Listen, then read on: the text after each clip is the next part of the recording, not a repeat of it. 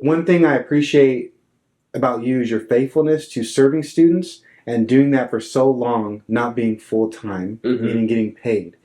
You go and serve at Family Church, and they have actually a culture, a value of bivocational ministry. Can you explain a little bit about that and why that's important, especially maybe in student ministry? Yeah, so like bivocational ministry, the way it works is, our church feels as if there's this tremendous need in South Florida, right? Really feel that need to share the gospel and to give people as many opportunities to repent and believe in Jesus Christ as possible, right? Yep. And so one of the ways that we want to do that is we want to plant churches, right? We have a vision to plant multiple churches and have a huge network of neighborhood churches. Well, when we're planting those churches, one of the big questions is, well, who is going to pastor these churches, right? Who's going to lead worship at these churches? Who is going to, lead student ministry at these churches? Who's going to lead kids ministry? Who's going to run our first impressions team, right? So it's almost like, hey, we know that we want to plant all these churches, but where are we going to find the people to kind of fulfill those staff members? So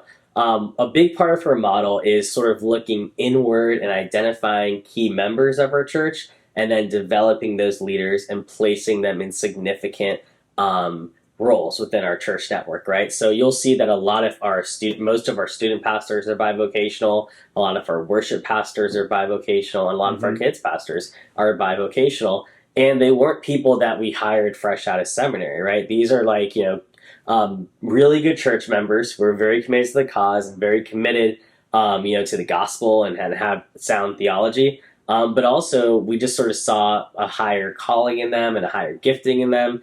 And because of that, we're able to put them in our church planning residency program, which is a 2-year accredited program. Yeah. And we're able to graduate a lot of people out of that and set them forth on the mission field. So I think that's a unique part about our church. And it's really been great, being a part of this bivocational model and bivocational movement, because a lot of churches are headed in that direction. Yeah, you can go probably quicker and even farther being bivocational than if you had to wait to go to seminary, get a savings, plant a church with $1 million.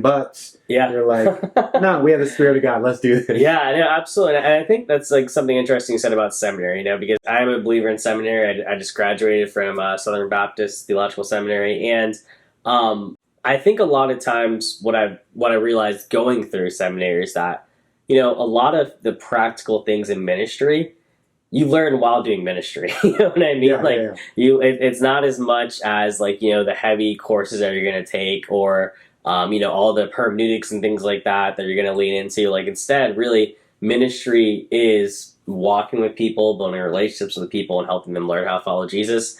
And one of the best ways to learn that is by actually doing it.